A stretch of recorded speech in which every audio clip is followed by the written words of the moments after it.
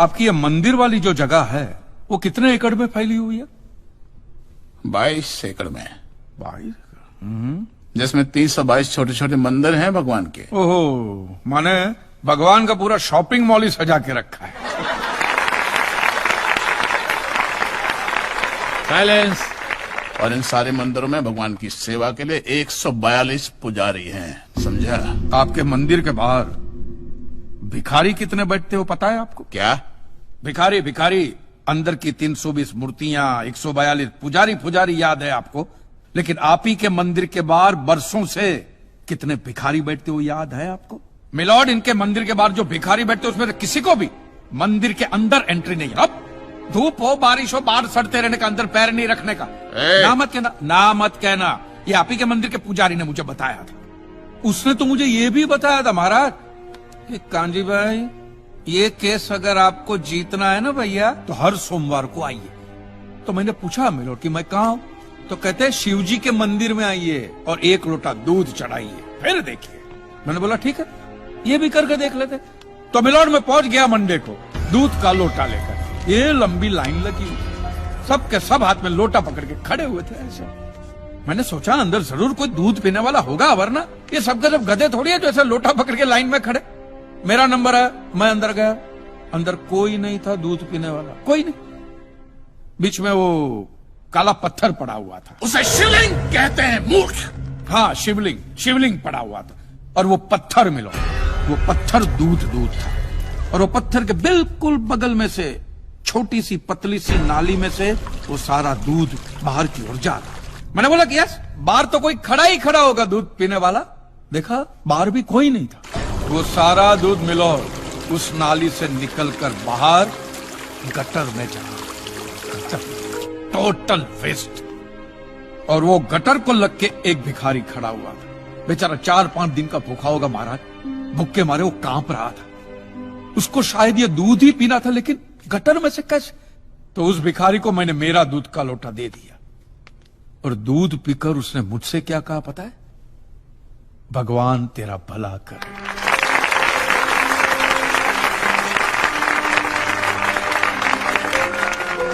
तो मंदिर में आने वाला एक एक इंसान वो पत्थर पे दूध डालने के बजाय किसी गरीब के पेट में डाले तो सबसे ज्यादा पुण्य मिलेगा, नहीं?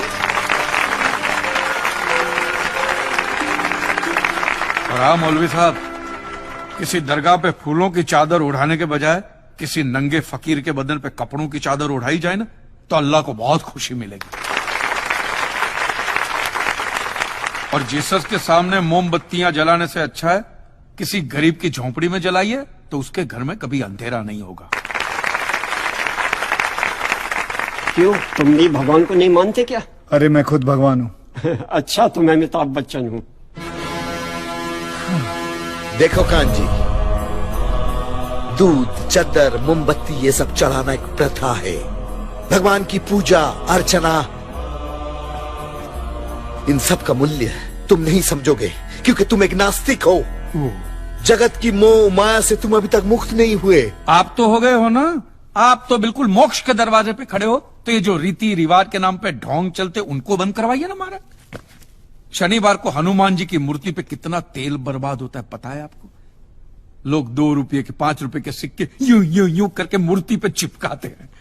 हनुमान जी इन सारे चिल्लर का क्या करेंगे? कांजी भाई बिल्कुल ठीक कह रहे हैं। साईं बाबा अपनी पूरी जिंदगी गरीबों के लिए और गरीबी में जिए। जब तक वो जिंदा रहे तेल की एक एक बूंद के लिए दर बदर भटकते रहे, और आज उनके मरने के बाद उनके लिए करोड़ों का सिंहासन, सोने का मुकुट, किसके लिए बताइए महाराज। एक बात बताइए, जो भी भक्त भगवान की श्रद्धा से सच्चे दिल से भक्ति करता है उस पर तो उस परम कृपालु की कृपा दृष्टि रहती है ना? रहती है ना? आया ना?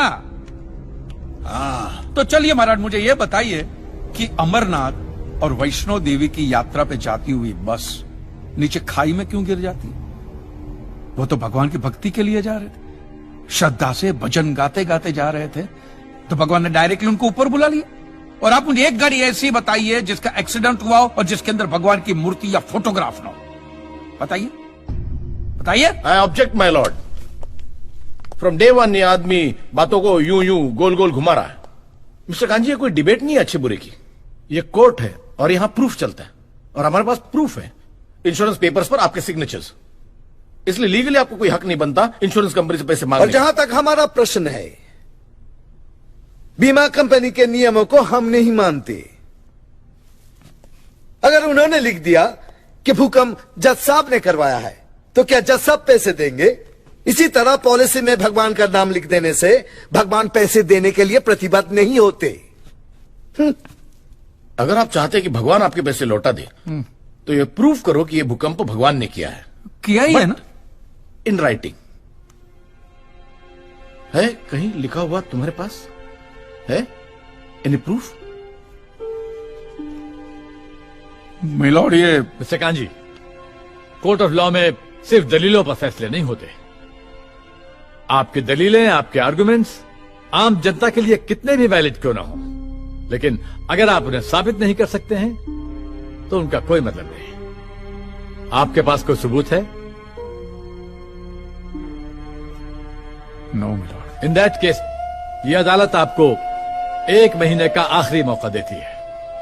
अगली डेट पर अगर आप सबूत नहीं पेश कर सके तो I am afraid you will have to rest your case and all others. Court is adjourn for the day.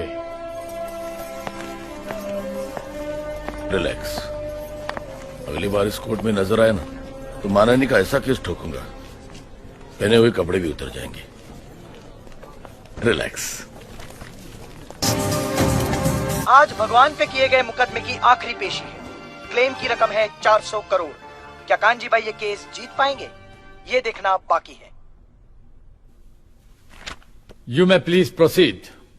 Your honour, इससे पहले कि मिस्टर कांजी अपने तीखे और कटाक्ष भरे व्यूज बिना किसी रेफरेंस प्रदर्शित करें, मैं उनसे पूछना चाहता हूं कि उनके पास कोई प्रूफ है जिससे वो साबित कर सके कि उनकी दुकान भगवान ने गिराई है? मिलॉर्ड, अब जो सवाल मैं पूछने जा रहा हूं उसके लिए मुझे एक ज्ञानी पंडित की जरूरत है। तो आप मेरे जो भी कोई ज्ञानी पंडित है वो यहां पे आए, सिर्फ ज्ञानी आए, ज्ञानी। हाँ, आप बैठ जाइए।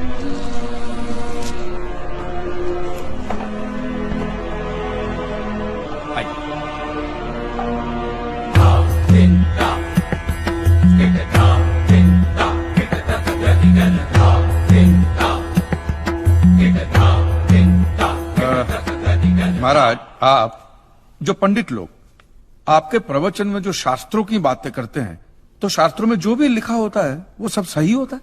100%। ऐसा कहां लिखा है? ये तो आप कह रहे हैं। गीता में लिखा है। अच्छा, क्या लिखा है गीता में? गीता के 4थे अध्याय का 40वां श्लोक, अज्ञस्य अश्रद्धानस्य संशयात्मा विनश्यति, नायम लोकस्ति ना परा ना सुखम संशयात्मना। मतलब क्या? इसका अर्थ है, जो अज्ञानी श्रद्धा विहीन मनुष्य शास्त्र पर संदेह या शक करता है, उसका विनाश निश्चित है। उसे भूलोक या परलोक कहीं भी शांति नहीं मिलती। समझा? ये बहुत इंटरेस्टिंग आइटम है। महाराज, आपको ये गीता में या शास्त्रों में कुछ भी समझ में आता है? कि जो भी लीलाधर महाराज बोल रहे उसमें बस ऐसे समझा समझा करके हाथ हिला रहे हैं। मिलॉर्ड, वो स्कूल में छोटे छोटे बच्चे होते, उनको प्रेयर कभी पूरी याद नहीं रहती, तो बेचारे आंख बंद करके ऐसा करके होंठ हिलाते, वो होंठ हिलाते, ये हाथ हिलाते। एक कांजी, तूने एक सिद्ध साधु का अपमान किया है, तो तुझे नरक में भी जगह नहीं मिलेगी। कहां से मिलेगी महाराज? आप लोगों ने पहले से ही वहां कुल्ले टिका के रखे हैं।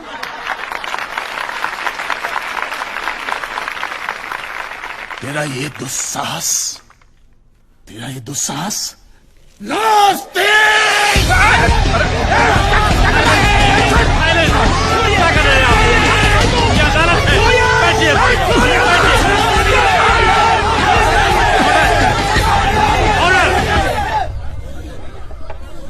बैठ जाइए।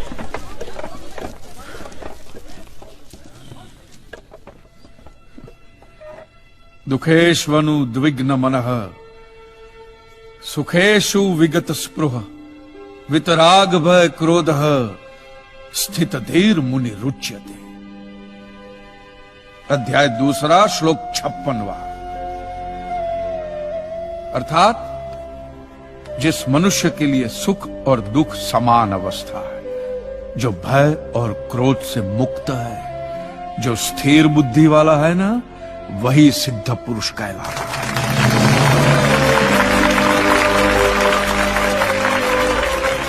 ये मुझे गीता सिखाएंगे? अरे ये क्या गीता सिखाएंगे मिलॉर्ड, इन लोगों की तो आईक्यू भी रूम टेम्परेचर से लो है। आपको 2 बात किया कही मैंने उकसाने के लिए, भड़काने के लिए, मुझे मारने चले हैं। ऐसी है आपकी सिद्धि सिद्धेश्वर? मिस्टर कांजी, उनकी सिद्धि क्या है यह कोर्ट का मुद्दा नहीं है। कोर्ट का मुद्दा यह है कि आपकी दुकान किसने गिराई? भगवान ने गिराई है। यह आप फैसला सुना रहे। फैसला सुनाना जज साहब का काम है, आपका नहीं।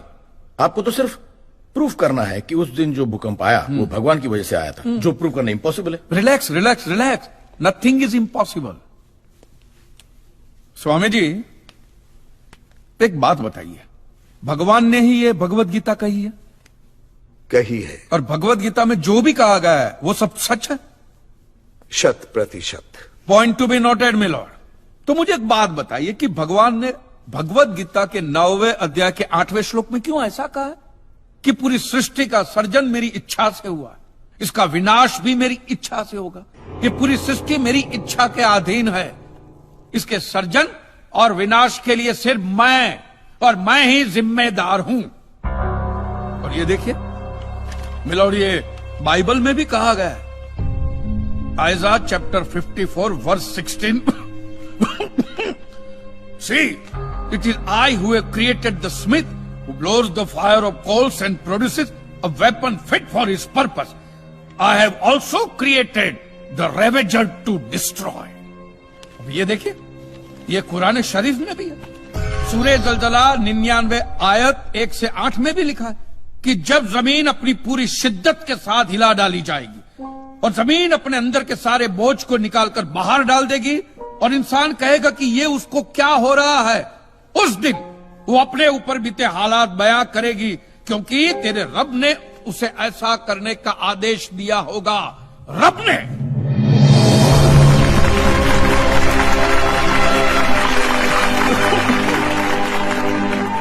इन सारी बातों का मतलब एक ही होता है मिलॉर्ड, कि ये भगवान द्वारा किए हुए भूकंप से ही मेरी दुकान गिरी है। मतलब it is an act of God. ये सब ऊपर वाले की करनी है, और मेरे साथ साथ जिन लोगों का नुकसान ऊपर वाले की वजह से हुआ है, उन सब के पैसे भी ऊपर वाला ही देगा।